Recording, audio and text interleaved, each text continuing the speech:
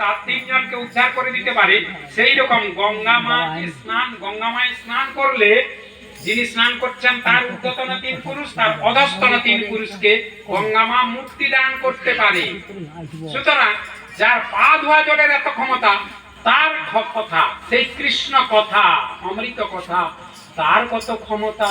আচ্ছা, তার কত ক্ষমতা একটু দেখি নরোত্তম দাস ঠাকুর কি বলছেন। ওরে গঙ্গার পরশ হইলে পশ্চাতে পাবন,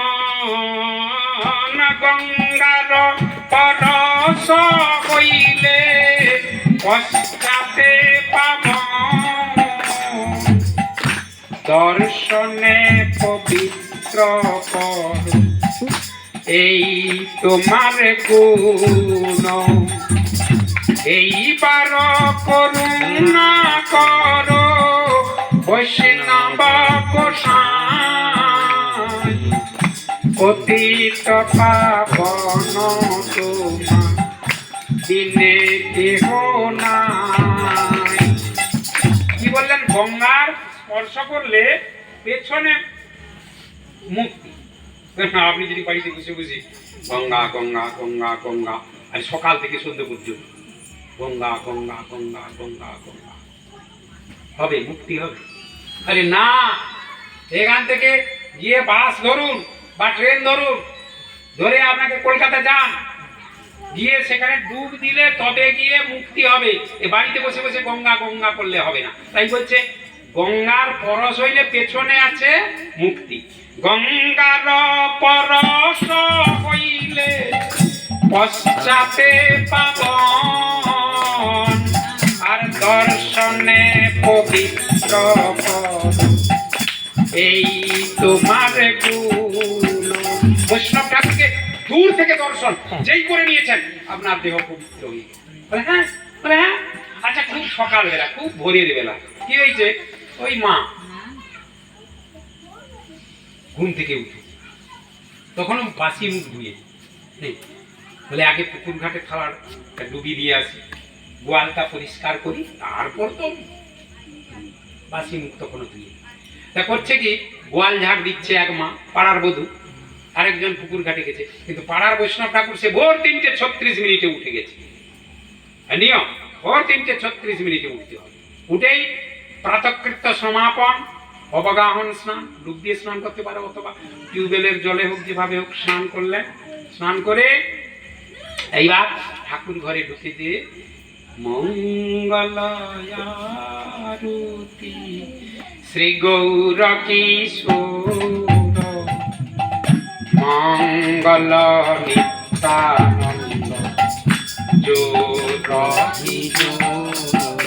হরি বল, মঙ্গল আদ্বৈত ভকাতাহি সং,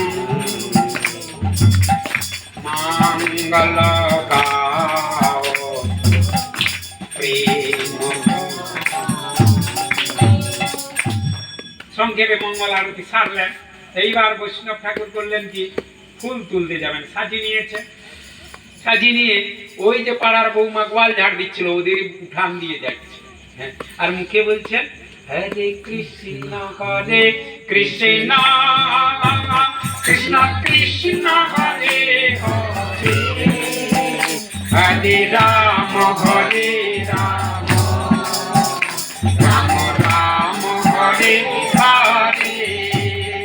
বলছে বাসি মুখ ধুয়ে নি গোয়াল ঝাড় দিছিল, ও বৌমা তখন অজান্তে ওর মুখ দিয়ে বাড়াচ্ছে হরে কৃষ্ণ হরে কৃষ্ণ কৃষ্ণ কৃষ্ণ হরে হরে, হরে রাম হরে রাম রাম রাম হরে হরে। ব্যাপারটা কি হলো? আরে সে তো বাসি মুখ ধুয়ে নি, বলে নাই ধু, দর্শনে পবিত্র হয়ে গেল। বৈষ্ণব ঠাকুর উঠান দিয়ে যাচ্ছে, বৈষ্ণব ঠাকুরকে দেখা মাত্রই দেহ পবিত্র, মুখ দিয়ে বাসি মুখে বলছে হরে কৃষ্ণ, তার দেহ পবিত্র হয়ে গেল। বাহ বাহ বাহ। তাহলে গঙ্গার এখান থেকে বাস ট্রেন ভাড়া করে যদি যান, ডুব দেন, যদি মুক্তি হবে। আর তো বৈষ্ণব ঠাকুরকে এই জন্য বলছে গঙ্গার পরশ হইলে পশ্চাতে পাব দর্শনে পবিত্র পদ এই তোমার গুণ হরিস্থানে অপরাধে তারে হরি নাম তোমার স্থানে অপরাধে নাহি করেরা।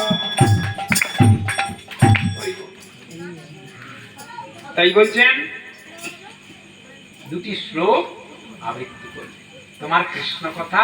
তাহলে তোমাকে 4 দিন কেন কৃষ্ণ কথা শোনাইনি? তোমাকে অনুপান দিয়েছিলাম। অনুপান সুখদেব গোস্বামী পাদ বলছেন তোমাকে আমি অনুপান দিয়েছিলাম।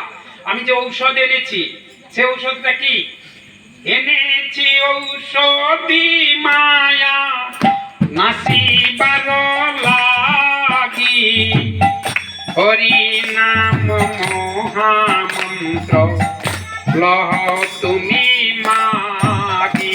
দেখে নাও হরি নাম যার ছত্রে ছত্রে বর্ণে বর্ণে অক্ষরে অক্ষরে শুধু হরি কথা আছে, এই অমল পুরাণ শ্রীমদ ভাগবত। তাহলে এই হলো ঔষধ কৃষ্ণ কথা।